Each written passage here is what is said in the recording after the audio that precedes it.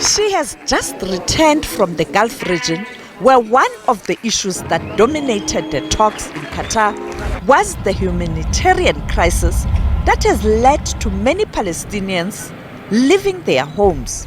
The Israel bombardment on Gaza has led to many innocent people dying.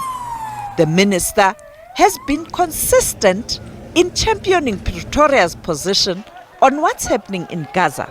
The challenges that we're experiencing in Palestine, where the decimation of humanity has been taking place with sometimes the silence of the multilateral systems, that we continue to project the voices of social justice, of humanizing ideas, and learning from our own journey of apartheid, where the solidarity was extended to us. And this is one of those difficult areas for many universities to assert for fear of being silenced. And we're quite proud, Minister Pandor, that our country, civil society movements, and many have really stood on the side of justice, naming the death-dealing aspects in the wars that we are seeing in Israel, in Palestine, as we do also in other parts of the world. And humanities cannot be good sciences if they steer away from speaking truth to power. South Africa has called on the International Criminal Court to investigate Israel. We've submitted a letter indicating that this is a referral from a state party, South Africa, and we also provided an annexure which indicates the areas in which we believe that crimes against humanity have been committed. President Ramaphosa made the announcement in Qatar, and today he elaborated further.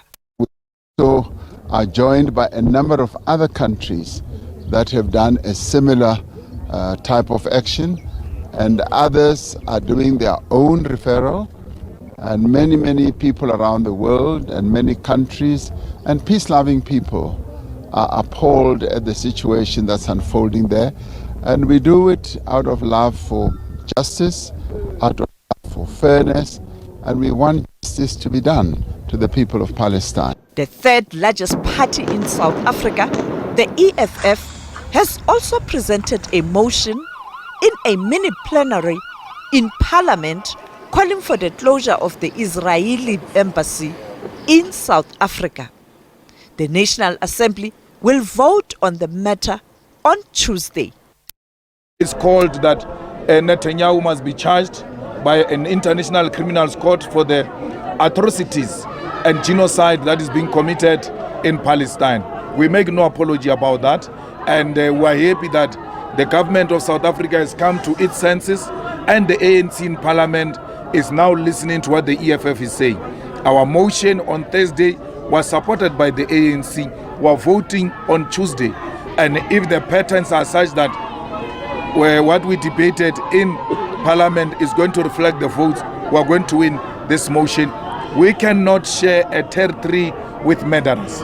We all know that when South Africa was butchering its own children here in Soweto, the international community isolated South Africa, refused to have diplomatic relations with South Africa, refused to play sports with South Africa, refused to trade with South Africa. That's how South Africa came back to the negotiating table and said, let's talk about this, because of international solidarity. That's what international support does. With the international solidarity and isolation of Israel, Palestine will realize its freedom one day. And because we are survivors of such apartheid, we know that the freedom of Palestine is coming, and that freedom is real.